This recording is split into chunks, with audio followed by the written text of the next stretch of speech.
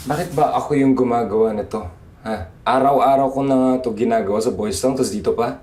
Iba naman sa Boys Town. Iba rin dito sa mansyon. Sa Boys Town, you're doing it out of duty. Pero dito sa mansyon, you're doing it out of love for the place. O bakit? Ikaw ba yung magmamana ng Boys Town, ha? O pare, kala ko magkikita tayo ngayon. Wala, negative tol. Di ako pinapayagan lumabas ni Lolo eh. Tsaka, pantay sarado yung bagong kasambayan namin, si Lilian. Lilian? Babae naman pala eh. Anong silbi ng kagapuan mo kung hindi mo kaya magpaikot ng babae? Tol, kakaiba tong babae na to, parang di tinatabla ng kilig. Kung makita mo lang, napakatapang pa. Ang sabihin mo, hindi ka makaamba kasi napapatiklop ka ng babaeng yan.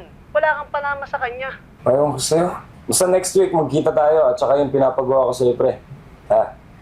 Sige, ako na bahala doon. Oo. Sige. Sige. Sir Edward? Sir Edward? Oh, Sir Edward? ano bang ginagawa mo dito? Yung pananghalian po kasi ready na sa baba. Pwede na po kayong kumain. Talikod. Ha? Wala ho, sir. Teka lang. Sir, huwag naman po kayo ganun. Sige na nga. Kahit anong pagdaanan, di kita pagkakawalan. Pag-ibig na walang kapantay sa gitna ng kalawakan. Sorry na. Ikaw Lilian. Ewan ko sa'yo. Lilian, sorry.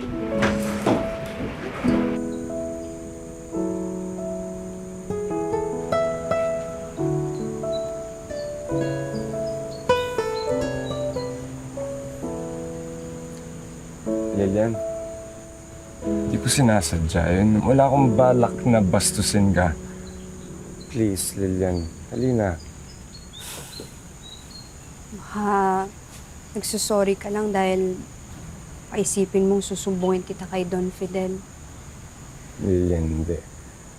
Marami akong malaking kasalanan sa buhay ko. Pero hindi ako nambabastos ng isang babae. Hindi ako naniniwala. Sige, fine.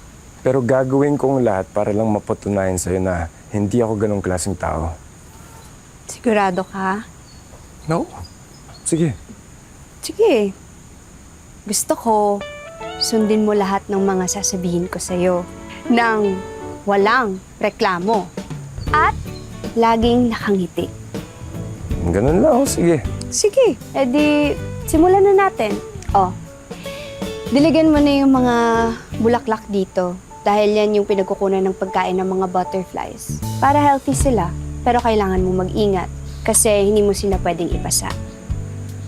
Okay. Yun lang pala eh. Sige. Okay. Bago natin makalimutan, kailangan nakangiti. Okay na ba yan? Pwede na. No.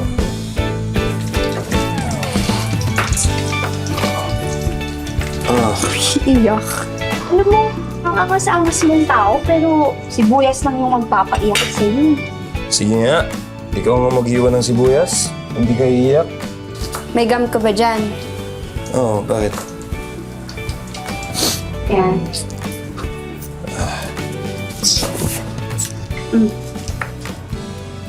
Bakit? Umiyain mo lang. Habang nagsaslice ka dyan ng sibuyas. Ba? Ano ang tunan yan? Diba? Amazing. Sige nga. Julio. Papunta na nga ako. Ang kulit. Palabas na ako ng bayo. Pet? Teka lang. Saan ka pupunta? May pupuntahan lang ako. Hindi ba bili ni Don Fidel na bawal kang umalis? Lilian, importante kasi ito. Hindi mo ito maintindihan. Di ba ang sabi mo sa akin na susundin mo lahat ng sasabihin ko? Tama?